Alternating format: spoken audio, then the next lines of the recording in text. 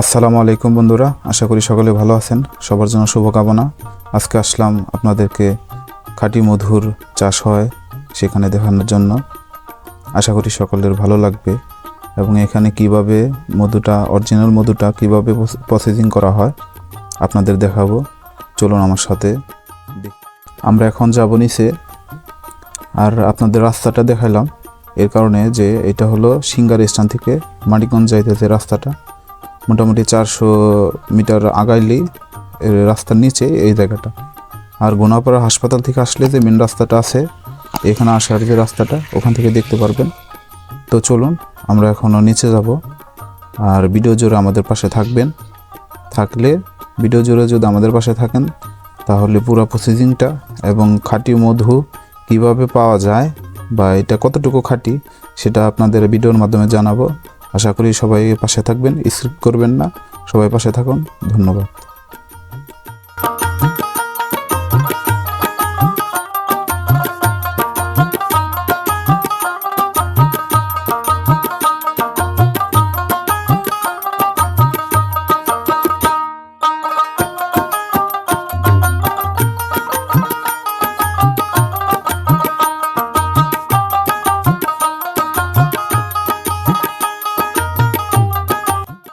তো এখন আপনাদের দেখাচ্ছি, এটা হলো কৃত্রিম চাক মধুর। তো এটা ফ্রেম বলা হয়, এখানে রাখা হইতেছে। এটা ঘোরানো হবে, দেখতে পারতেছেন। ঘোরানোর পরে এটা রাউন্ড দেওয়ালে এই মধুগুলা লেগে পড়ে আস্তে আস্তে নিচে যায়। এইভাবে হলো প্রসেসিং করা হয়। এই যে কৃত্রিম চাকটা দেখতেছেন, এইটা সাধারণত ফার্স্টে তৈরি করা হয় এই একটা ফ্রেমের মাধ্যমে তৈরি করা হয়, শুধু মাঝখানের একটা।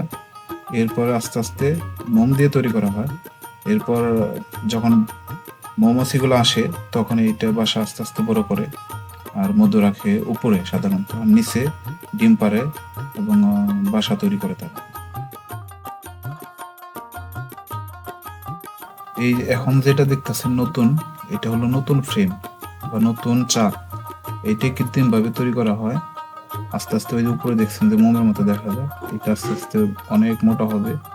এখন ওইখান দিয়ে মধু রাখবে। এটা হলো মূল কাহিনী। তো দেখতে থাকুন। না খাওয়াইলে তো বেঁচে থাকবে না। কি খাওয়ান? তখন চিনি খাওয়াই। বেদল চিনি? হ্যাঁ, বেদল চিনি, ভেজাল চিনি না। লাল চিনি। আপনার এই যে দোকানে যেটা পাওয়া যায় সুপার অথবা ফ্রেশ, যেটা পাওয়া যায়। সিস্টেমটা হলো পানি দিয়ে চিনি দিয়ে গোলায় রাখতে হবে, ওই তো সিস্টেমটা চিনি দিয়ে পানি দিয়ে গোলা ওইটার ভিতরে দিতে হইবে। ভিতরে দেওয়া লাগবে। হ্যাঁ, ভিতরে একটা বোতল দিয়ে আমি বোতলের ভিতরে সৌদিতে দেখছি যে এখানে হলো বাসাটা, আর ওইখানে ড্রামে দিয়ে হয়, মানে চিনি আর পানি মিক্স করে। এন থেকে যায় যে খায় খায় ওইখানে দিলে পরে এক বক্সের মাছি আরেক বক্সে গেলে ফাইটিং করে তারা মারা যায়। তো ওইখানে দিলে সব বক্সের মাছি যারা খাওয়ার আগে মারামারি করবে। আর আলাদা আলাদা দিলে যারটা সে খাইলো। দিলে ও বক্স থেকে বের হবে, খাবে, বের হয়ে ঘুরে গেলে আবার আইসা ওর ভিতরে থাকবে। এটা এখন না, এটা হলো অক্সিজেন বর্ষার সময়। তখন খাওয়ায় কোনো মধু হয় না। এখনো মানে ইনকাম করে যেতেছে অক্সিজেনের উপপাশে আমার ইনভেস্ট করার জন্য। অক্সিজেন মোটামুটি কয় মাস? 6 মাস। মানে 6 মাস কাজ করলে আর 6 মাস। 6 মাস অক্সিজেন।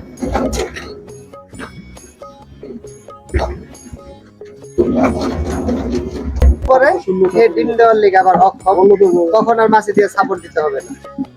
আস্তে আস্তে পারবে, তখন মনে করেন ফ্রেম, নতুন ফ্রেম দিলে ওটা শুধু বাড়বে। আমি বলছি যে প্রত্যেকটা বাসায় বা বক্সে একটা করে রানী শুধু একটা থাকবে। করে রানী, প্রত্যেকটা বক্সে একটা করে রানী। নতুন যখন বাড়াইতে হয় তখন রানী যদি আগেই বের হয়ে যায় ওই রানী দেই, আর যদি না হয় তাহলে নতুন রানী মনে করেন যে দেওয়ার লিগে ছোট একটা ঘর থাকে ওর, ওইটা সহকারে দেই, ও সময় মতো বের হয়। রানী মাছিটাই কি আলাদা? হ্যাঁ, রানী আলাদা। এটা আপনার চিনেন কেমন? রানীর পেট থেকে রানী হয় এরকম? রানীর পেট ঠিক হয় না, রানীর ডিম থেকে রানী হয়, রানীর ডিম থেকে কর্মী মাছি হয়, রানীর ডিম থেকে একটা পুরুষ মাছি হয়। 3 ক্যাটাগরি হয় আর কি। হ্যাঁ। রানী আবার মাইরা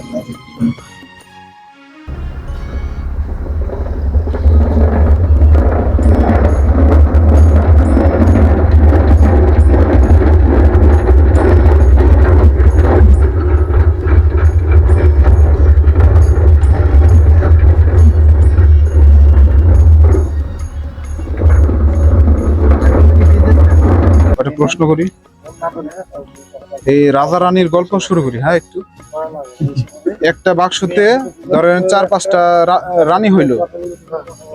এখন এই বাক্সতে কি 4টা রানী থাকতে পারবো না সরাই দিতে হইব? সরাই দিতে হবে, নাহলে এরাই মনে করেন বুদ্ধি টুদ্ধি কইরা রানী নিয়ে বের হয়ে যাবে, মাছি নিয়ে। ওই রাজা রানী মাছি নিয়ে বের হয়ে যাবে, মানে রাজত্ব দেখানোর লেগে। রাজার বলতে কোনো ক্ষমতা নাই, ক্ষমতা একমাত্র রানী। তাহলে এখানে শুধু ওই যে বংশ বিস্তার করে রাজা, না ঘর সামলাই কেরা? রানী সবকিছুই রানী, রাজা নাই এখানে। রাজার কোনো হাত নাই। রাজা যখন নাকি একটা রানী নতুন বের হয়, ওই রানীর সাথে একবার মিট করলে ওই রাজা মারা যায়।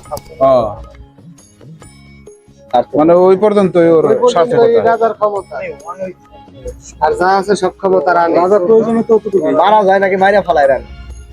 রাজা মারা যায়, মারা যায় মানে ওই। এর ভিতরে যতগুলো পাম্প আছে, হ্যাঁ হ্যাঁ, দিয়ে দেয়। সব রানী ওর ভিতরে কাইনা নিয়ে নেয়, এই কারণে রাজা মারা যায়। তাহলে প্রত্যেকটা বাক্সিতে একটা করে রানী রাখতে হবে, তাই তো? রানী থাকে। এটা কি প্রাপ্ত বয়সের সময় সরাইতে হয় নাকি আগেই সরাই দিতে হবে? পাকটাক জ্বালাইলে ও তো জন্মগ্রহণ করেই পাক নিয়ে। রানী। হ্যাঁ, রানী কি একটা মাছি কি, হ্যাঁ হ্যাঁ, যখন দুনিয়া আসবে তখন ওর সাথে পাক থাকবে। ওই যখন নাকি ফুইটা বের হয় তখনই হ্যাঁ। ওর সাথে পাক পাক থাকে, আর তখনই সরাইতে হইব। তখনই রানীর সরাই দিতে হইব। এগুলো দেখতে হবে, যদি না দেখা হয় তখন মাছি মনে করেন যে বুদ্ধি করে রানীর সাথে বুদ্ধি করে একজন ভিতরে থাকে, আরেকজন মাছি কিছু নিয়ে বের হয়ে যায়। মোটামুটি কয়দিন পর থেকে এরা মেলামেশা করে, মানে 3টার পরে বের হওয়ার পর? জন্মগ্রহণ থেকে। করার হয়তো 1 সপ্তাহ 15 দিনের ভিতরে মেলামেশা করে। তাই? হ্যাঁ। তো আমি যতটুকু ঘুরে ঘুরে দেখলাম পুরো প্রসেসিংটা কিভাবে ওঠানো হয়েছে, মানে বাক্স থেকে এবং বের করা হলো মধু কিভাবে কিভাবে কি পুরোটা প্রসেসিং আমি দেখছি সুন্দর করে। আমার মনে হয় না যে এখানে কোনো ভেজাল আছে, মানে 2 নম্বরই কোনো জিনিস আছে। তবে একটা জিনিস যেটা, সেটা হলো ঘনত্ব একটু কম। আর এখন তো সিজন কাল, অবশ্যই ঘনত্ব একটু কম হবে, কিন্তু মিষ্টি খুবই ভালো ছিল। পিওর জিনিসটা কিন্তু এতটা মিষ্টি হয় না, একবারে পিওর। তো আমরা এখানে সকালে আসছি, এসে দেখলাম কিভাবে মধু সংগ্রহ প্রসেসিংটা করা হয় সম্পূর্ণভাবে আমরা দেখলাম। একবারে পিওর, এখানে কোনো ভেজাল নাই। যদি আসতে চান তাহলে আসতে হবে সিংগারি স্ট্যান্ড থেকে মোটামুটি 400-500 মিটার দূরে। আর এই দিক থেকে যদি আসেন তাহলে গোনাপাড়া হাসপাতাল থেকে যে রাস্তাটা মেইন রোড আসছে, এইখানে দেখতে পারবেন রাস্তার নিচে এই লোকেশনটা। এসে সবাই পিওর মধু নিতে পারবেন। ধন্যবাদ সকলকে, লাইক শেয়ার দিয়ে পাশে থাকবেন।